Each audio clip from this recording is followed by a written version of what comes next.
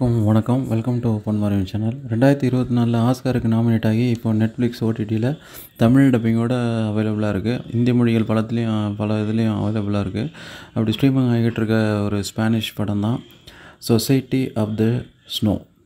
இது பல positive reviews பெற்றுட்டு வருது. இந்த வாரம் ஓடிடியில் அதாவது நெட்ஃப்ளிக்ஸில் ரிலீஸ் ஆகிருக்கு. அதுலேருந்து தமிழ் டப்பிங்கோடு இருக்குது. பல பாசிட்டிவ் ரிவ்யூஸ் பெற்று இந்த படம் சர்வைவல் த்ரில்லர். அந்த ஜேர்னலில் போர் அடிக்காமல் போகிற படம். 1972 அந்த நடந்த சம்பவத்தை அடிப்படையான வந்த படம். 1972 ஆண்டிஸ் ஃப்ளைட் டிசாஸ்டர் அப்படின்னு சொல்லி ஒரு பப்ளோ வியன்சின்னு ஒரு ஃபேமஸான ஆத்தர் எழுதின நாவலை மையம் வச்சு எடுத்துக்கப்பட்ட படம்.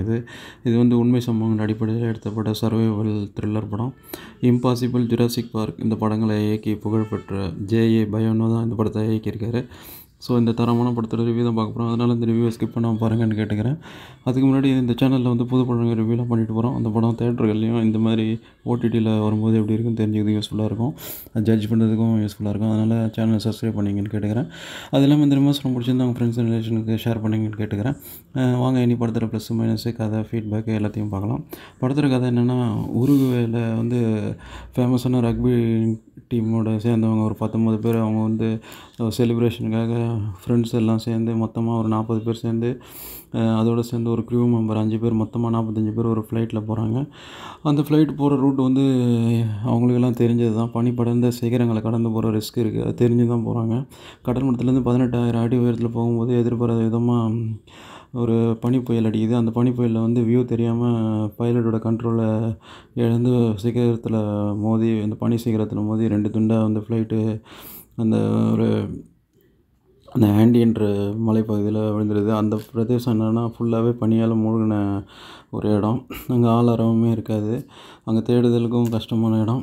ஸோ அதில் ஒரு 27 மட்டுமே பழைக்கிறாங்க. மீதி பேர்லாம் அந்த 45 பேரில் 27 பேர் தவிர மீதியெல்லாம் விழுந்ததிலே இறந்துடுறாங்க. வேறு எங்கேயும் செதறி போயிடுறாங்க. ஸோ இவங்க முன்னாடி இருந்தவங்க மட்டும் 27 பேர் பழிச்சிடுறாங்க. பனி அதிகமாக இருக்கிறதால வெளியுலக தொடர்பு இல்லாமல் அப்புறம் அந்த தேடுதல் ஃப்ளைட்லாம் கூட நிப்பாட்டப்படுது. அதை ரேடியோ மூலியம் தெரிஞ்சுக்கிறாங்க. ஸோ அவங்க வெக்ஸ் ஆகிடுறாங்க. அதுக்கப்புறம் அவங்க உயிர் பழிச்சாங்களா இல்லையா அப்படிங்கிறத விறுவிறுப்பாக சொல்கிறது தான். நம்மளை என்கேஜிங்காக கொண்டு போயிட்டு நிறுத்துறது தான் கிளைமேக்ஸோடு சொல்கிறது தான் பேலன்ஸான மிச்சக்கதை. ப்ளஸ்ன்னு பார்த்தா இந்த வருஷம் பல ஆஸ்கார் அவார்ட்ஸுகளை குவிக்க போகிற ஒரு நல்ல ஒரு பிரகாசமான வாய்ப்புள்ள படமாக இந்த படம் இருக்கும் கண்டிப்பாக. ஆல்ரெடி ஸ்பானிஷ் லாங்குவேஜ் சார்பாக பல கேட்டகரியில் நாமினேட் ஆகிருக்கு ஆஸ்கார் அவார்டுக்கு 2024. படத்தில் பல காட்சிகள் ஸ்டுடியோவில் செட்டு போட்டு எடுத்திருக்காங்கன்னே நம்மளால் சத்தியம் பண்ணி சொன்னால் நம்ப முடியாத அளவுக்கு உண்மைக்கு நெருக்கமாக இருக்கும். பார்த்தா ஸ்டுடியோ ஸ்டேட்டுன்னு நம்ப முடியாத அளவுக்கு அந்தளவு சிறப்பாக படமாக்கியிருக்காங்க. நம்மளையும் அந்த ஒரு பதட்டத்துக்குள்ளே கொண்டு போய் படத்தை வெற்றிக்கு கொண்டு போயிருக்கார் இயக்குனர் கண்டிப்பாக சொல்லலாம். குறிப்பாக அந்த ரெஸ்கியூவில் ஹெலிகாப்டர் 71 நாட்களுக்கு அப்புறம் அவங்க அந்த ஏரியாவில் அவங்கள மீட்க வரும்போது அவங்க பண்ணுற ஆரவாரத்தில் நம்மளே மீண்ட சந்தோஷம்.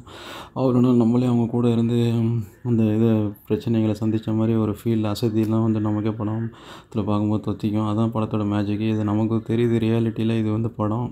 அதையும் மீறி நம்மளே அதுக்குள்ளே கொண்டு போகிறது தான் படத்தோட சக்ஸஸ் சொல்லலாம். அது இந்த மேஜிக் இந்த படத்தில் நடந்திருக்கு.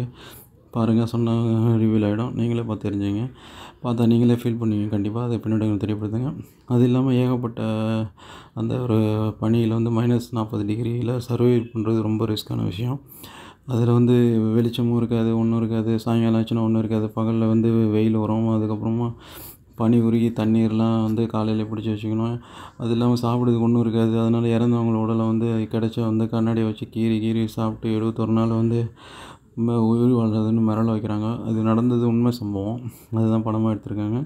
அவங்க வெளியேற முயற்சியில் இறங்குறப்போ எதிர்பாராமல் அந்த பனி ஆறுகள்லாம் 3 அடி ஆழத்தில் உடஞ்சி மாட்டிக்குவாங்க. திரும்ப அதில் பனியெல்லாம் உடச்சி 2 அடி 3 அடிக்கு மேலே மூச்சு திணறி அதுக்கப்புறம் மேலே மூச்சு விட்றதெல்லாம் பார்க்கும்போது நமக்கே பல்ஸ் எகிரி பிபிலாம் எகிரிடும். சமீபத்தில் வெளிவந்த ஒரு அதே மாதிரியான படமான த ஃபால். அந்த படத்தில் 2 பேர் ஒரு டவரில் போய் மாட்டிக்குப்பாங்க. மேலே ஏறிட்டு திரும்ப வர முடியாமல் ஆள் இல்லாத ஒரு எம்டி டவர். இது அந்த ஒரு டெலிஃபோன் டவர் மாதிரி இருக்கும். இப்போ யூஸ் பண்ணாத டவரில் மாட்டிக்கிட்டு அவங்க திரும்ப வரதுக்குள்ளே போதும் ஆகிடும். ஏகப்பட்ட பிரச்சனையை சந்தித்து சர்வைவல் த்ரில்லர் தான் அது. அங்கேயும் கம்யூனிகேஷன் இருக்காது. அதே மாதிரியான ஜேர்னலில் வந்த படம் தான் இது. அதையும் நம்ம இந்த ஃபால் படமும் ரிவ்யூ பண்ணியிருக்கோம் பாருங்கள். அந்த மாதிரியான பரபரப்பான படம் தான் இது. சினிமாட்டோகிராஃபி, மியூசிக்லாம் ஹாலிவுட் லெவலில் இருக்குது. அதுவும் அந்த ரெஸ்க்யூ பண்ண வரும்போது வர மியூசிக்கில் வேறு லெவலில் பண்ணியிருப்பார். மியூசிக் டைரக்டர் வாழ்த்துக்கள். சினிமாட்டோகிராஃபரும் வந்து தரமாக பண்ணியிருப்பார். அந்த ஒரு லாங் ஷாட், ஏரியல் வியூ ஷாட்ஸ்லாம் வந்து சிறப்பாக இருக்கும். படம் பாருங்கள், நீங்களே ஃபீல் பண்ணுவீங்க. மைனஸ் இல்லைன்னா இருக்குது. மைனஸ் பார்த்தா அது இந்த படம்லாம் கண்டிப்பாக 1.5 மணி நேரத்தில் முடிச்சிருக்கணும். அது கொஞ்சம் கொஞ்சம் லேகிங்காக தெரியுது. 2.5 மணி நேரம் கொஞ்சம் லேகிங்காக தெரியுது. நார்மல் ஹாலிவுட் படம்லாம் 1.5 மணி நேரத்தில் முடிச்சிருவாங்க. அது இது சர்வே எடுத்துலாம் 2.5 மணி நேரம் கொஞ்சம் அந்த ஒரு எமோஷனுக்காக பண்ண மாதிரியே இருக்குது. ஸோ பரபரப்பாக பண்ணியிருந்தால் ஒரு 1.5 மணி நேரத்தில் முடிச்சிடலாம். எமோஷன் கலந்து 2.25 மணி நேரம் மேலே ஓடுது. ஒரு 1/2 மணி நேரம் ட்ரிம் பண்ணி தான் இன்னும் ஒரு விருப்பம் வந்திருக்கும். மொத்தத்தில் இது ஆஸ்கார் அவார்டுக்கு நாமினேஷன் ஆன அந்தளவு தரமான படம்னா பார்த்துங்க. ஸோ இது கண்டிப்பாக பார்த்து தீர வேண்டிய படம். ஹைலி ரெக்கமெண்டட் நம்ம சைட்லேருந்து. நெட்ஃப்ளிக்ஸ் ஓடிடியில் தமிழ் மற்றும் ஹிந்தி மொழியில் அவைலபிளாக இருக்குது டப்பிங் அந்த வெர்ஷனோட. ஸோ பார்த்துட்டும் கருத்துக்களை தெரியப்படுத்துங்க. நியூடிட்டிக்காக படத்தில் வந்து 14+ தான் பார்க்க முடியும். அதை மைண்டில் வச்சுட்டு பாருங்கள். பார்த்துட்டு உங்கள் கருத்துக்கள் பின்னாடி தெரியப்படுத்துங்க. வேற ஒரு திரை விமர்சனம் அல்லது முன்னோட்டத்தில் சந்திப்போம். அதுவரை நன்றி, வணக்கம்.